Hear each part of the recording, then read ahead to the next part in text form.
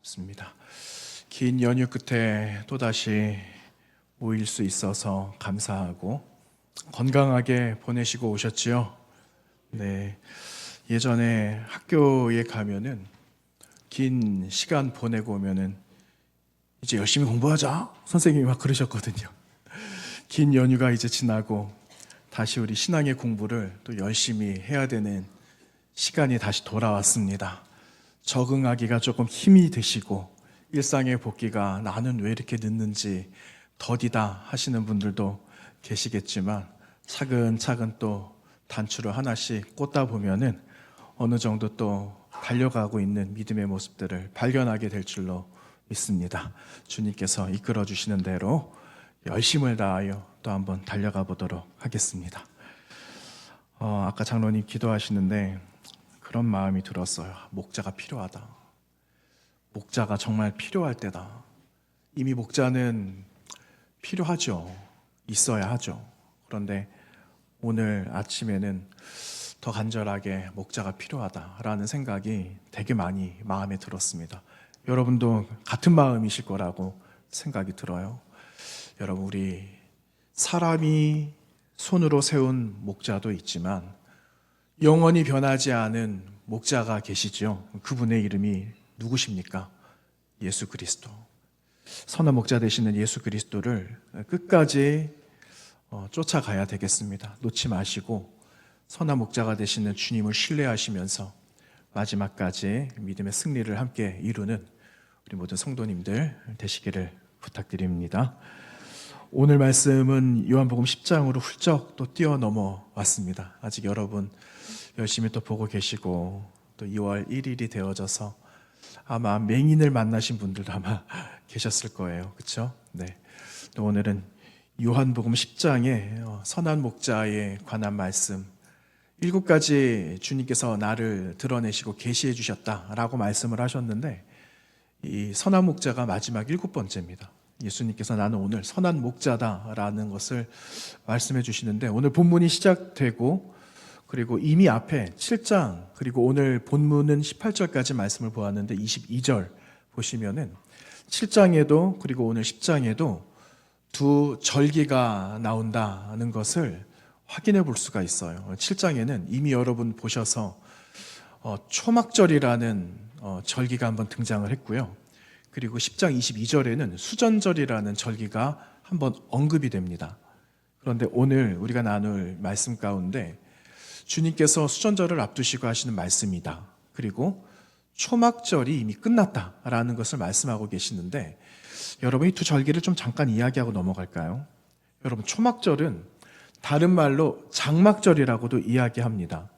여러분 이 초막절, 장막절은 언제 이스라엘 백성들이 초막, 장막을 쳤습니까? 어디서 쳤죠?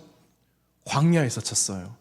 그러니까는 이스라엘 백성들이 애굽에서 나왔습니다. 400년, 430년 살고 한민족이 이제 나오게 되면서 광야에서 40년 살잖아요.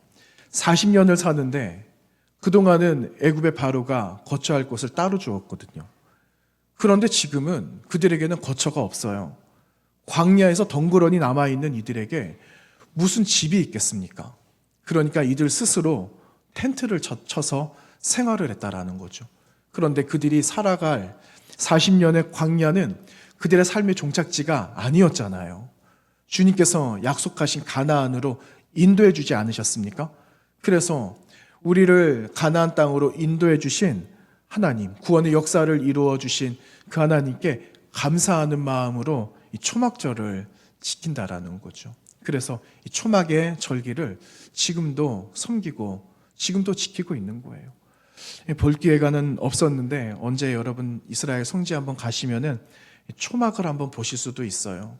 이 사람들이 집 옆에다가 텐트를 칩니다. 텐트를 치고 거기다가 이제 나무 가지들을 거기다 막 엮어요. 그리고 사람들이 거기서 하룻밤을 자고 이틀밤을 자고 보통 7일을 보내게 되는데 그렇게 거기서 초막에서 우리를 구원해 주신 이스라엘 백성, 우리 민족을 구원해 주신 하나님의 사랑, 구원의 역사를 자손들에게 들려주면서 초막절을 보낸다라고 합니다. 근데 오늘 우리가 나누었던 말씀 뒤에 22절에는요 수장절이라는 또 다른 절기가 나와요. 좀 어색하죠? 우리는 좀 잘 모르는 그런 절기입니다. 여러분, 이 수장절도 역시 공통된 메시지가 있어요. 하나님의 구원의 역사라는 것이 그 안에 기록이 다 되어져 있죠. 그 메시지가 있죠. 그런데 이 수장절이라는 이 절기는요, 좀 다른 절기예요. 이게 기원전 2세기까지 거슬러 올라가게 되는데, 기원전 2세기 그 안티오쿠스 에피파네스라는 포악한 폭군이 있었습니다. 그런데 이 안티오쿠스 4세, 안티오쿠스 에피파네스라는 이 사람, 동명인데, 안티오쿠스 4세라는 이 사람이 이스라엘을 이제 억압을 하는 거죠. 유대 족속을 억압을 합니다. 여러분 학교 다니실 때 헬레니즘 이런 거 들어보셨죠? 헤브라이즘 이런 거 들어보셨잖아요. 헬레니즘과 헤브라이즘은 정반대거든요. 헬레니즘은 인간이 중심이 되는 거예요. 근데 헤브라이즘은 하나님 중심이 되는 거거든요. 그런데 이 안티오쿠스 에피파네스라는 사람이 이스라엘 유대 민족을 하나님 중심이었던 이 민족을 인간 중심으로 바꾸려고 하는 겁니다. 헬라와 교화시키려고 하는 거죠. 그런데 지금까지 율법을 가지고 하나님을 섬기면서 살아왔던 이스라엘 백성들에게 이게 웬 말입니까? 여기에 받아들이지를 못하는 거죠. 그래서 결국은요, 헬레니즘과 헤브라이즘이 서로 충돌하게 되는 일입니다. 그런데 여러분 어떻게 되었을까요? 이 폭군이었던 안티오쿠스 에피파네스의 이 정치가 성공을 했을까? 성공하지 못했을까? 여러분 성공했을까요? 못했을까요? 성공하지 못합니다. 결국은 누가 이기느냐? 유대인들이 이기게 돼요. 성전을 다시 회복하는 거죠. 성전을 다시 되찾아오는 겁니다. 그래서 이 사람들이 수전절이라는 절기를 8일 동안 지켜요. 어떻게 지키는가? 이들의 말로는 하누카라고 이야기를 합니다. 그리고 우리말로는 수전절 이렇게 하는데, 여러분 그 성전 그리고 그 성막, 예전에 여러분 그 그림들을 아마 보신 적이 있으실 거예요. 성전 안에 등잔이라는 것이 있잖아요. 등대가 있잖아요.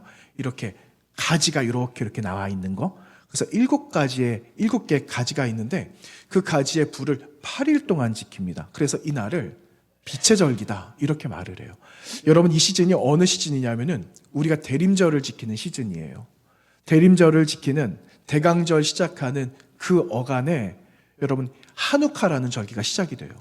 그렇게 해서 빛으로 오신 예수 그리스도를 맞이하게 되는 거죠. 그렇게 해서 이제 수전절을 보내게 됩니다. 그런데 여러분 오늘 이 말씀, 주님께서 앞에는 초막절이 이제 끝났어요. 다가오는 절기는 수전절이에요. 그런데 수전절이 오기 전에 왜 예수님께서 요한복음 10장에 있는 선한 목자에 관한 말씀을 하셨는가 하는 겁니다. 여러분 이게 중요합니다. 절기 앞에 수전절이 오기 전에 우린 지금까지는 요한복음 10장이면은 예수님은 선한 목자 이걸로 우리는 끝났거든요. 그런데 그것만 생각할 것이 아니다라는 거예요. 여러분 이 수전절에 이 설교가 바로 이제 22절부터 나옵니다. 오늘 본문 끝난 다음에 22절부터 예수님께서 수전절 설교를 말씀하시는데 왜 선한 목자가 있어야 되는가 하는 이유를 말씀해 주시는데, 여러분 첫 번째 2가지 이유가 있어요. 하나는 무엇이냐? 여러분 예수님께서 나를 계속해서 드러내셨잖아요. 드러내셨는데 사람들이 믿었습니까? 안 믿었어요. 예수님을 믿지 않았던 것은 사실은 어제 오늘의 일이 아니었다라는 거죠. 로마의 압제 가운데 우리 민족을 해방하고 자유를 줄 수 있는 이 메시아는 유대인들 생각에는 무엇인가 강력한 것이 있어야 했습니다. 강력한 것. 그런데 여러분 이들이 생각하는 예수님은 강력한 분이 아니잖아요. 유대인들은 혁명을 통해서 성전을 다시 되찾아왔거든요. 이방의 억압들 가운데 승리를 한번 경험했거든요. 이런 감격이 있는데 예수님께서 말씀하시는 섬김, 희생, 이 구원의 완성은 이들이 생각하고 있는 강력한 것과는 너무 다르다라는 겁니다. 그래서 이들은 예수님을 그리스도 메시아로 믿지 않았다라는 것이 첫 번째 이유입니다. 2번째 결정적인 게 있죠.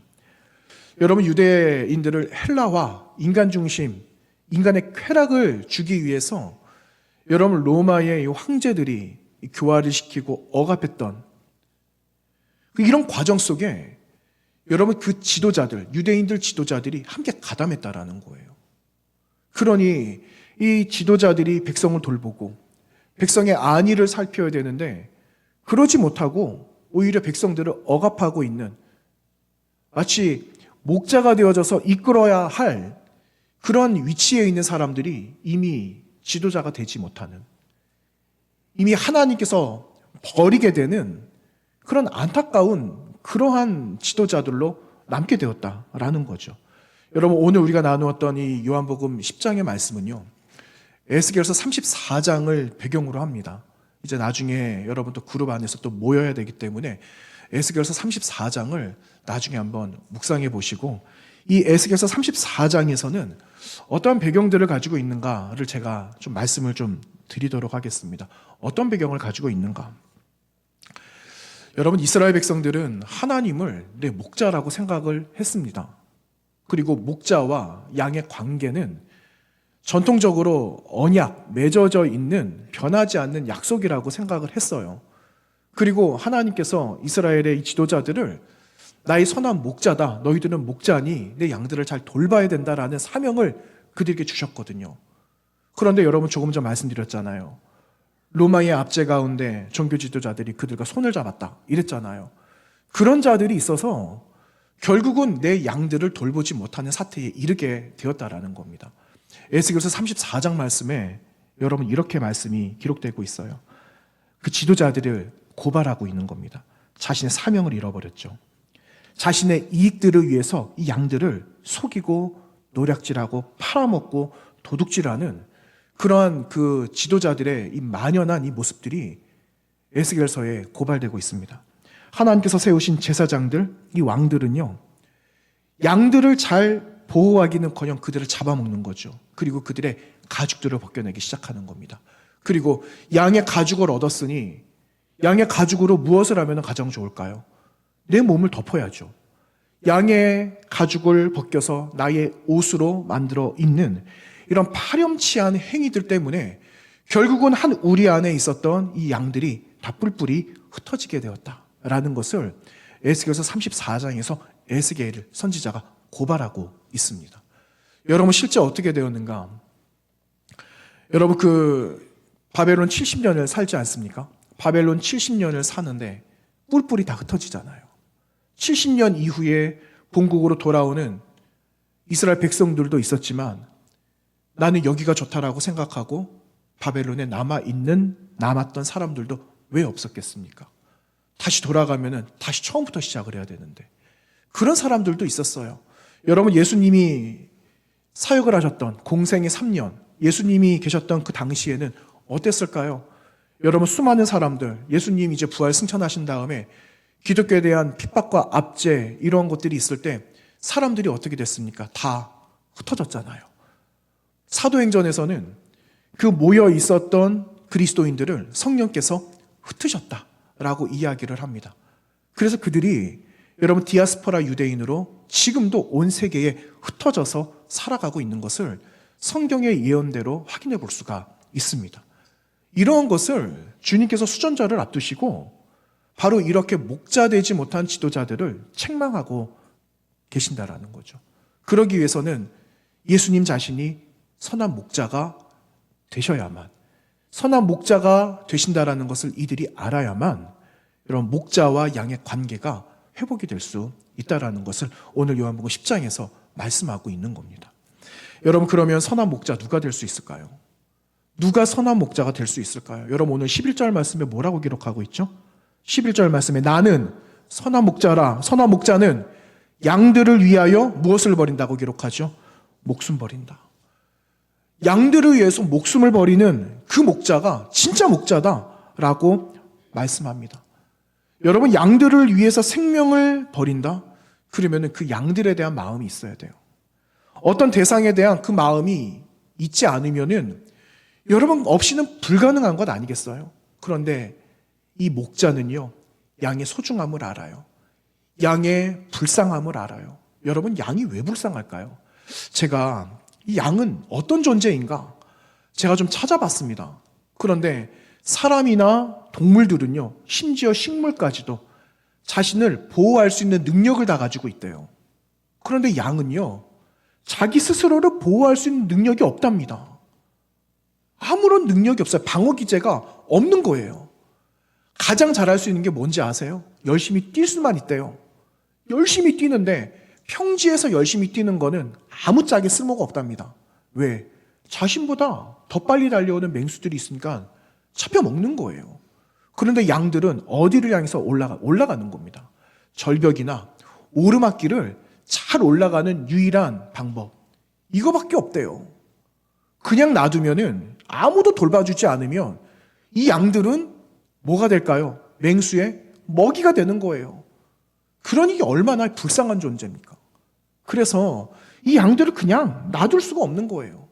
그래 주님은 이 양들을 불쌍히 여겨주시고 심지어는 내가 양들을 위해서 생명까지 바칠 각오가 되어져 있는 그 목자가 진짜 선한 목자다. 그 목자가 나다라는 것을 오늘 요한복음 10장에서 주님이 말씀하고 계신다라는 겁니다. 여러분 목자가 나오잖아요. 그런데 또 누구도 나옵니까? 12절에 삭군이 나오죠. 여러분 삭군은 누굴까요? 삭군은 목자일까요? 목자가 아닐까요? 삭군은 목자가 아니다 라고 오늘 본문에도 말씀하고 있습니다. 여러분 삭군은요 고용인이에요. 고용된 사람이에요. 그러니까 내가 소유하지 않은 것을 돌보도록 고용된 사람이기 때문에 여러분 이 사람은 얼마든지 언제든지 도망갈 수가 있어요. 언제든지 내가 책임지지 않아도 됩니다. 도망가면 그뿐이니까. 남아있으면 책임을 져야 되겠죠. 그런데 내가 책임 못 지겠다 하면은 도망가면 되니까 이 사람은 목자가 아닌 삭군이다 라는 거죠. 여러분 오늘 본문에서 양을 위해서 목숨을 내놓는 이 선한 목자, 양을 위해서 목숨을 내놓는다라는 것이 무슨 의미일까라는 겁니다. 여러분 한 주간을 명절을 보내고 오셨잖아요. 시간이 또 많이 또 지났어요. 저는 이렇게 보니까는 조카들이 좀 많이 있거든요. 조카들이 많이 있는데 어렸을 때 조카들 만나면은 뭐 얼마 되지는 않아도 용돈 주는 것이 늘 일이었어요. 얼마나 좋아요 그게. 얼마 되지는 않아도. 그런데 그 아이들이 이제는 그 세뱃돈 세배하고 돈을 안 받아갑니다. 이제 오히려 거꾸로 하고 있죠. 그 아이들이 이제는 다 커가지고 결혼도 하고 결혼해서 짝지 데리고 왔는데 짝지 데리고 온 사이에 혹도 하나 데리고 왔더라고요. 예. 혹 하나를 이렇게 데리고 왔어요. 그런데 그 모습을 이렇게 보는데 그냥 마음이 짠한 겁니다. 이 아이들이 불과 한 10년 전에는 그냥 용돈 받고 좋아서 히히닥거리고 자기 이제 친척들 만나면은 놀러 다니고 막 이랬는데 이제는 그 아이들이 오는데 짝지 데리고 오죠. 애기 하나 데리고 오죠. 이런 모습들을 보니까는 또 한편으로는 좋고 가족을 이루어가니까 좋고 이런 느낌은 드는데 그냥 마음이 안타깝습니다. 여러분 뭐가 안타까울까요? 이 아이들이 부모가 되어가잖아요. 부모가 되어가고 부모가 되었고 그리고 이 아이들을 키우면서 얼마나 많은 어려움들이 있겠어요. 여러분 자녀들을 양육하실 때 얼마나 많이 어려우셨습니까? 그런 거 있잖아요. 이미 우리는 다 알고 있어요. 그런데 이러한 일들을 우리 자녀들이 또 똑같은 삶을 살아가야 된다라고 생각을 하니까 마음이 짠한 거죠. 그런데 이 아이들이 그 아이들을 낳았어요. 아이가 아이를 낳았어요. 그런데 그 아이를 낳았는데 그 아이를 어떻게 지극정성으로 할 수 있는가? 내 생명을 내어줄 수 있는 만큼 할 수 있다라는 거죠. 왜? 내 새끼니까. 내 자식이니까. 내가 낳았으니까. 생명을 줄 수 있는 것 아니겠어요? 아, 생명을 내놓을 수 있는다라는 건 바로 이거구나 라는 생각이 잠깐 들었습니다. 여러분 그 양들을 위해서 양은 미물 아니에요. 그런데 이 미물을 위해서 내가 생명을 내어놓는다라는 것이 참 어떻게 보면 무모한 행동일 수도 있겠다라는 생각이 왜 안 들겠습니까? 그런데 목자이기 때문에 진짜 목자이기 때문에 그 양들을 위해서 내 생명도 내어놓을 수 있을 만큼 맞서서 싸워줄 수 있는 것 아니겠어요? 그런 거죠. 여러분 하나님께서 에덴 동산을 다 만들어주시고 아담과 하와를 만드셨지 않았습니까? 그런데 어느 날 하루는 하나님께서 아담을 부르시는 겁니다. 그리고 아담에게 임무를 주셨어요. 어떤 임무를 주셨는가? 여기에 눈에 보이는 모든 동식물들, 이 동물들에게 너 이름을 한번 좀 지어보면 어떻겠냐? 그래서 하나님께서 아담에게 일거리를 주시지 않으셨어요? 그런데 하나님께서 먼 발치에서 아담을 바라보시는데 아담이 이름을 곧잘 짓는 겁니다. 이름을 제법 잘 져요. 그렇게 해서 된 이름이 무슨 이름인지 아세요? 호랑이라는 이름이에요. 그래서 사자가 생겨났고, 그래서 양이라는 이름이 그 동물들에게 붙여진 것 아니겠습니까? 그런데 이 아담이 동물들의 이름을 붙일 때 어떤 마음으로 붙였을까? 그런 마음이 들어요. 여러분, 우리 가정에 아이들이 태어났을 때 이름을 지어주잖아요. 그러면 어떻게 해서든지 좋은 이름 지으려고 많은 한자를 막 가지고 오기도 합니다. 갖다 붙이면은, 야, 이 한자는 이름에 쓰는 한자가 아니야. 그러면 또 다른 한자 막 찾잖아요. 의미들을 막 찾아서 좋은 이름을 어쨌든 만들잖아요.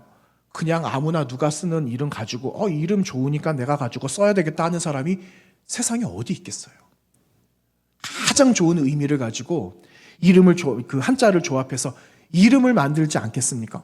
그런데 여러분, 이 아담이라는 이름은 어떻게 받았을까 하는 거예요. 아담이란 이름 누가 지어주셨죠? 하나님께서 지어주셨어요. 하나님께서 아담의 이름을 지어주셨는데 하나님께서 그 아담이라는 그 이름을 지어주셨을 때 하나님의 마음이 어떠했을까 하는 거예요. 하나님도 최고의 이름, 가장 좋은 이름을 이 남자에게 붙여주시지 않으셨을까 하는 거죠. 그 마음인 거예요. 그 마음을 가지고 아담이 동물들에게 이름을 하나씩 붙여주고 그 이름을 하나씩 부를 때에 여러분, 동물들이 나오는 것 아니겠어요? 그와 같은 마음으로 양들을 부르니까 양들이 목자 앞에 나올 수 있다라는 거예요. 여러분, 무엇이냐? 그 안에 사랑이 없으면 아무것도 될 수 없다라는 거예요.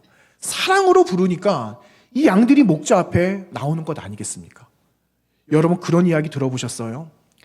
양들이 수십 마리, 수백 마리가 있어요. 그런데 이 양들에게 이름을 다 붙여줍니다. 그런데 그 수십 마리, 수백 마리 되는 양들을 어떻게 목자가 다 기억하겠어요? 기억할까요? 못할까요? 기억합니다. 그 양들의 이름을 내가 붙여주었으니까 특징들이 있을 거 아니겠어요? 그래서 그 양들의 이름을 다 붙여줘요. 그리고 그 양들을 너는 1번이다.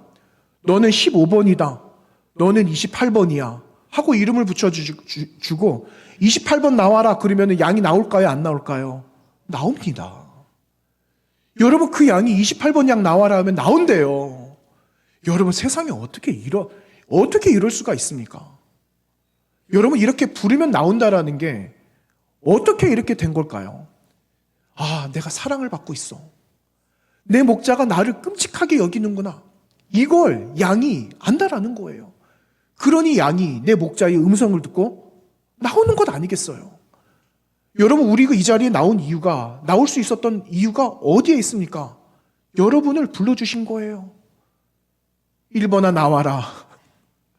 15번 나오고 한 사람 한 사람을 다 불러주셨기 때문에 우리는 이 자리에 목자 되신 예수 그리스도를 신뢰하면서 이 자리에 나오신 줄로 믿습니다. 여러분, 우리 그냥 나온 게 아니에요. 그냥 나온 게 아니라 한 사람 한 사람의 이름을 다 불러주셨다라는 거예요. 우리 옆에 지금 교육관에서 우리 아이들 예배드리고 있잖아요. 아이들도 이름을 하나하나 불러주셨기 때문에 이 양들이 불러주시는 음성을 듣고 이 자리에 나오게 되었다라는 거예요. 여러분, 분명한 사실입니다. 우리를 부르지 않으시면 나올 이유가 없어요. 우리를 부르지도 않았는데 나왔던, 너 왜 왔냐? 이렇게 말하실 거 아니겠어요? 그런데 우리를 부르셨으니까 하실 말씀이 있고 들을 말이 있는 것 아니겠어요? 그래서 여러분, 오늘 이 자리에 불러주신 은혜를 여러분 기억하시면서 부르심의 응답을 행하면서 살아가는 우리 모두가 되어져야 된다라는 겁니다. 이렇게 주님은 너무너무 좋은 진짜 찐 목자, 선한 목자가 되신다라는 겁니다. 누구에게? 나에게. 우리 모두에게. 이 땅에 있는 많은 교회들에게 선한 목자가 되신다라는 겁니다. 그분이 우리의 선한 목자이신 예수님입니다. 여러분, 그 예수님이 우리를 사랑해 주시는 진짜 두 번째 이유가 또 있습니다. 두 번째 이유는요, 복음의 한계를 깨트린다라는 거예요. 이 말은 무슨 말이느냐?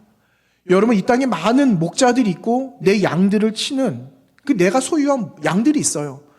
그런데 주님은요, 내가 가지고 있는 양만 내 양이 아니다라고 말씀하세요. 무슨 말이냐? 이 땅에는 모든 길 잃어버린 양, 집 없는 양, 헐벗고 굶주리고 위험에 노출되어져 있는 모든 양들도 다 내 양이다 라고 말씀을 하시고 그들이 내 양이 될 거다라고 분명하게 말씀하세요. 여러분, 그 말씀 어디 기록되고 있습니까? 오늘 말씀 16절에 기록하고 있잖아요. 오늘 16절 말씀에 뭐라고 기록하고 있는가? 다 같이 한번 읽어볼까요? 시작. 또 이 우리에 들지 아니한 다른 양들이 내게 있어 내가 인도하여야 할 터이니 그들도 내 음성을 듣고 한 무리가 되어 한 목자에게 있으리라. 아멘. 여러분, 이 한 목자가 누굽니까? 예수님. 예수 그리스도, 그 목자에게 모든 양들이 나에게 속하게 될 거다, 있게 될 거다 라는 그 말씀을 분명하게 말씀하고 있습니다. 그런데 여러분, 사람들 반응이 어땠는지 아세요? 사람들은요, 이걸 별로 못마땅하게 여겼습니다. 제자들도 그랬어요. 아니, 주님, 그 무슨 말씀입니까? 이방인 아닙니까? 이방인. 그 이방 사람이잖아요. 어떻게 이방인과 우리 유대인들과 어떻게 한 자리에 한 통속이 될 수가 있겠습니까? 그 말도 안 되는 일입니다. 제자들도 그랬어요. 그런데 여러분, 어떤 일이 일어나죠? 주님 부활 승천하신 다음에 사도 바울이라는 분이 나타나고, 사도 바울이라는 분은 나는 이방인의 복음 전도자다, 이방인을 위해서 복음 그 부름을 받았다라고 그런 고백을 하지 않으세요? 그런데 그 사도행전 10장에는요, 여러분, 한 사건이 나옵니다. 베드로가 환상을 보았어요. 그런데 보자기 환상을 보았는데 그 보자기 안에 들어져 있었던 베드로가 본 것은 무엇이냐면은 정한 것, 부정한 것 막 뒤섞여 있었거든요. 그런데 이거는 먹어야 되고 먹지 않아야 되고 이걸 스스로가 가리고 있는데 그 다 먹으라고 하는 거예요. 아니, 부정한 것은 먹지 않아야 되잖아요. 이런 말씀을 하시거든요. 이 말이 무슨 말이느냐? 유대인과 이방인들이 결국 하나가 되어져야 된다 라는 보자기 환상을 보여주시면서 한 사람을 만나게 하신데 그 사람이 고넬료라는 사람이었어요. 여러분, 고넬료라는 사람은 로마 사람, 이방인이었어요. 그리고 그 사람 백부장이었잖아요. 그런데 그 백부장인 고넬료가 하나님을 알았던 사람 아닙니까? 그가 열심히 기도하고 경건에 힘썼던 사람이었어요. 어려운 사람들 보면 어려운 사람들 도와주는 진짜 신실하고 착하고 의로운 사람이 고넬료라는 사람이었거든요. 그 사람으로부터 해서 여러분, 모든 경계가 허물어지기 시작했다라는 겁니다. 그래서 복음이 전해지는 모든 역사 가운데 고넬료라는 사람이 매우 중요한 사람으로 등장하고 있는 것을 보게 됩니다. 여러분, 사람들의 기준은 어떨까요? 내가 좋아하는 사람만 좋아합니다. 내가 사랑하고 싶은 사람만 사랑해요. 내가 듣고 싶은 말만 듣기를 원하죠. 이 편견이 무너지지 않으면 여러분, 결국은 복음이 전해질 수 없다라는 거예요. 편견을 깨트려야 된다라는 거예요. 지나간 주도 우리 그 말씀 나누었잖아요. 우리 안에 있었던, 잠재적으로 있었던, 내재되어져 있는 편견을 깨트려야 된다라고 그 말씀 나누었잖아요. 마찬가지예요. 복음을 전하고 예수 그리스도가 너에게도 선한 목자, 나에게도 선한 목자가 되려면은 우리 안에 있는 이 편견들을 깨트려 버려야만 선한 목자 대신 그 예수 그리스도를 누구든지 만날 수 있게 된다라는 겁니다. 여러분, 한 이틀 전에 카톡으로 편지 하나를 받았어요. 근데 그 편지는 작년에 그 미얀마에서 그 사역하고 계시는 그 조영생 선교사님 우리 한번 오셔서 오후 찬양 예배 때 그 말씀 전하시고 가셨거든요. 고아원 사역하신다는, 아마 생각나실 거예요. 근데 조영생 선교사님 편지가 왔는데 그 편지 서두에 그런 말이 있었어요. 여러분 아시는 것처럼 미얀마 군부 쿠데타 일으켰잖아요. 이미 오래전에. 그리고 이 국민들하고 대치하면서 수많은 사람들이 희생당하고 이런 일들이 있지 않았습니까? 지금은 우리가 소식을 잘 듣지 않고 보도가 되지 않아서 잘 모르는데 과거보다 지금 더하대요. 지금 살아남기가 너무너무 힘든 가운데 있다고 이야기를 서두에다가 쓰셨어요. 그런데 그 편지 2장을 제가 읽는 가운데 한편으로는 너무 감사한 마음이 들었어요. 그 가운데서도 복음이 전해지니까. 어떤 한 사연이 있었는데 한 사연만 제가 좀 나누도록 하겠습니다. 33살 된 남자 청년이에요. 그런데 집이 없어요. 33살 된 남자 청년인데 알코올 중독자입니다. 그런데 지금 어디서 사는가? 무덤 위에서 산대요. 그 선교사님 살고 계시는 그 센터 옆에 공동묘지가 있답니다. 저는 가기는 갔는데 못 봤거든요. 또 공동묘지 석관묘로 해가지고 석관 위에 무덤 위에 한 청년이, 멀쩡하게 생긴 청년이 알코올에 절여가지고 거기서 집처럼 살아가고 있는 거예요. 제가 한편으로는 어떤 생각이 났냐면은, 여러분 거라사에 귀신 들린 사람, 군대 귀신, 갑자기 그 생각이 나는 겁니다. 그런데 아무도 제어하지 못했거든요. 그런데 주님을 만났어요.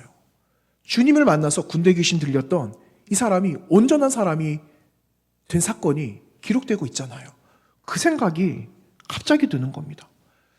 여러분, 이 귀신 들린, 군대 귀신 들린 이 사람, 그리고 33살 된 무덤에서 살고 있는 이 알코올 중독자 이 청년에게 필요한 게 뭘까요? 여러분, 뭐가 필요할까요? 집이 필요할까요? 양식이 필요할까요? 물론 양식도 집도 다 필요하겠죠. 근데 근본적으로 필요한 게 무엇일까? 복음이 필요한 겁니다. 복음. 귀신 들린 사람에게도 복음이 필요하고 33살 된 이 청년에게도 복음이 필요하다라는 거예요. 그런데 여러분, 이들에게 주님이 목자가 되어주실 수 있을까 하는 겁니다. 여러분, 이들에게도 목자가 필요할까요? 만약에 유대인들 입장에 있었더라면 무슨 소리 하십니까? 그들에게 무슨 복음이 필요하겠어요? 이렇게 아마 내치웠을지도 모르겠어요. 그런데 여러분, 주님은 그렇게 말씀하지 않으셨거든요. 모든 자들에게 다 복음이 필요하고 그들도 내 양이 될 거다. 주님께서 말씀하셨잖아요. 여러분, 이들에게도 목자가 필요하다라는 거예요. 여러분, 거라사 귀신 들린 사람에게 목자 되신 주님을 만난 이후에 그의 삶이 어떻게 됐습니까? 주님이 그의 목자가 되었습니다. 맞습니까? 맞아요. 여러분, 33살 된 이 청년에게도 목자가 필요할까요? 필요하지 않을까요?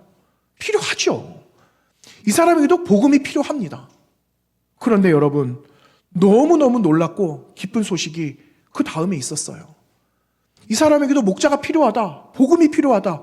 그래서 복음을 전했답니다. 복음을 전했는데 여러분, 이 사람이 복음을 받아들였을까요? 받지 않았을까요? 받아들이게 된 거예요. 복음을 받아들였는데 더 놀라운 것은 여러분, 그 다음이에요. 이 알코올에 중독이 되어져 있는 33살 무덤 위에서 지금도 여전히 내려오지 않는 이 청년이 전도지 하나를 들었어요. 그러면서 하기 시작했던 그 말은 예수 그리스도가 우리의 소망입니다. 그 말을 말하기 시작했다라는 겁니다. 너무너무 놀랍지 않으십니까? 여러분, 복음이 도대체 뭐길래? 여러분, 복음이 가진 능력이 이렇게 오랜 삶에 매여져 있는 사람의 삶도 새롭게 변화시키는 놀라운 능력이 된다는 것을 이미 성경은 우리에게 증언하고 있지 않습니까? 이들에게도 복음이 필요하고 목자가 필요하다라는 거예요. 근데 지금까지 우리는 어떻게 살아왔는가? 주님이 나의 목자, 오케이. 주님이 나의 목자면 끝입니다. 라고만 생각을 했다라는 거예요. 그런데 오늘 말씀은 거기서 끝나는 게 아니라 나의 목자 되신 예수 그리스도께서 나를 찾아오셔서 내 생명까지, 그분의 생명을 나와 바꾸기까지 하시는 그분을 나의 목자로 여겼다면 이제 우리 삶은 어떤 삶이 되어져야 될까 하는 거예요. 첫 번째는 목자 가자라고 이야기했잖아요. 목자 따라가는 거죠. 목자를 따라가는 걸로 그칠까? 아니라는 거예요. 이제는 그분이 나의 목자가 되셨으니까 목자가 필요한 양에게 목자를 소개해 주는 거예요. 여러분, 이것이 우리에게 남겨져 있는 사명이라는 겁니다. 그래서 오늘 요한복음 10장에 주님께서 내가 너의 선한 목자가 된다. 내가 너를 위해서 죽을 수 있어. 라는 것을 말씀해 주고 계신다라는 거예요. 여러분, 선한 목자, 선한 목자 눈에 보여지는 주님은 선한 목자 나는 양, 이걸로 끝나는 메시지가 아니라 우리에게 주시는 사명이 있다라는 거예요. 여러분, 이 사명을 가지고 다시 살아가는 겁니다. 주님이 나의 선한 목자가 되어주시고 나를 위해서 기꺼이 생명까지 주시지 않으셨어요? 그런데 그 생명 얻은 은혜와 그 축복을 나만 누리고 살아갈 수 없기 때문에 주님은 나를 따라와서 이제는 사명을 다하는 거룩한 양이 되어라. 이걸 우리에게 말씀해 주시고 계시는 겁니다. 여러분, 이 말씀을 다시 한번 생각해 봐야 되겠습니다. 선한 목자 되신 주님이 왜 오셨을까? 왜 그분이 나에게 선한 목자가 되어 주셨을까? 라는 그 질문으로 시작해서 분명한 해답을 찾으시고 사명을 다시 회복하셔서 주님께서 우리를 이끌어 주시는 대로, 부탁하시는 대로 사명을 넉넉하게 감당하는 주님의 귀한 양들이 다 되셔야 되겠습니다. 그 사명을 가지시고 매일매일 주님과 함께 동행하시는 거룩한 주의 일꾼들이 다 되시기를 주님의 이름으로 부탁드립니다. 거룩하신 하나님 아버지, 감사합니다. 주님은 양들을 위하여 자신의 생명을 내어주셨고 우리는 그 생명 때문에 구원을 얻게 되었습니다. 하나님, 주님은 나의 목자가 되시고 나는 그분의 양이 되었는데 하나님, 이제 양으로서 내가 어떻게 살아갈까? 주시는 꼴만 먹고 만족하며 살아갈 인생이 아니라 받은 꼴의 은혜를 보답하며 살아가는 하나님의 거룩한 양들로 다시 살게 하여 주시옵소서. 그러한 다짐을 가지고 주님 앞에 나아가오니 우리의 모든 마음을 받아 주시옵소서. 예수님 거룩하신 이름으로 기도하옵나이다. 아멘.